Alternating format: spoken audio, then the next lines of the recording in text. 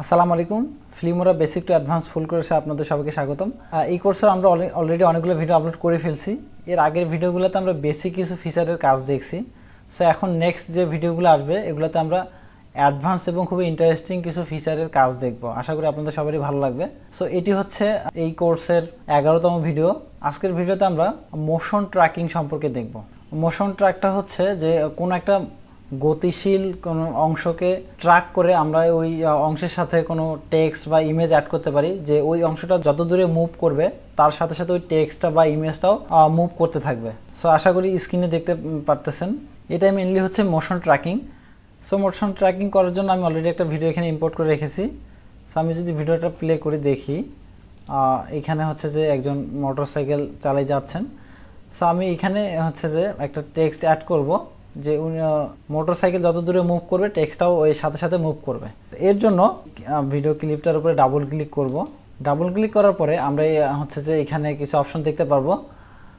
আমরা চলে যাব হচ্ছে এই যে এআই টুল, এই অপশনের মধ্যে আমরা একটু নিচে আসার পরে নিচে আসলে আমরা একটা অপশন দেখতে পাবো, সেটা হচ্ছে মোশন ট্র্যাকিং।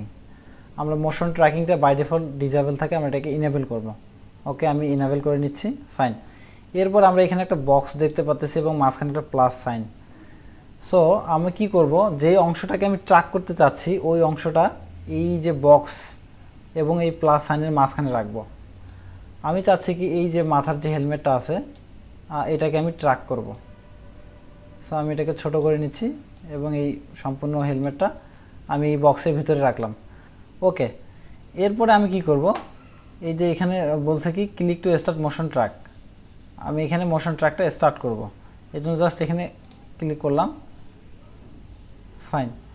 এবং এখানে কিন্তু ফাস্ট ফরওয়ার্ডের মাধ্যমে আমার যে অংশটা আমি সিলেক্ট করছিলাম এটাকে ট্র্যাক করে ফেলছে এবং এখানে একটা সাইন যোগ হয়ে গেছে এই যে মোশন ট্র্যাকিংয়ের। এরপর আমি এখন কি করব, একটা টেক্সট অ্যাড করব।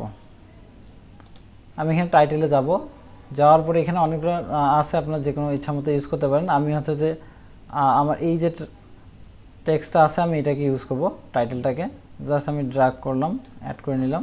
ফাইন। এরপর আমি একটু এটাকে ছোট করে নিচ্ছি। এখন আমি আবার এখানে ডাবল ক্লিক করব। করার পরে আমি যে টেক্সটটা অ্যাড করলাম সেটা এই মোশন ট্র্যাকিংয়ের এই অংশটার সাথে অ্যাড করে দেব। তাহলে কি আবার এই এআই টুলসের মধ্যে আসার পরে আমি মোশন ট্র্যাকিংয়ের এই অপশনের মধ্যে এসে এই যে লিঙ্ক এলিমেন্ট আমরা এখানে ক্লিক করব।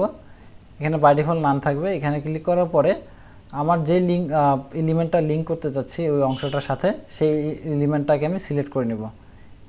এই যে এলিমেন্টটা আছে এটার নামটা কিন্তু এখানে শো করতেছে, জাস্ট আমি এখানে অ্যাড করে নিলাম এবং ওকে করে দেব।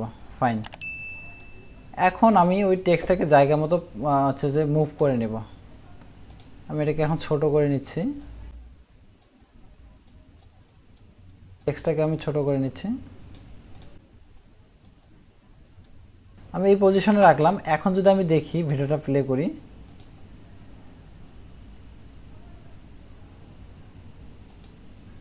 তাহলে কি হচ্ছে, এই যে বাইক মুভ করতেছে সাথে সাথে কিন্তু টেক্সটটাও মুভ করতেছে।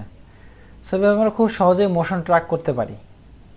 আমরা আরেকটা ভিডিওতে মোশন ট্র্যাকিং করব, এর জন্য জাস্ট আমি এই ফাইল দুটাকে ডিলিট করে দেই।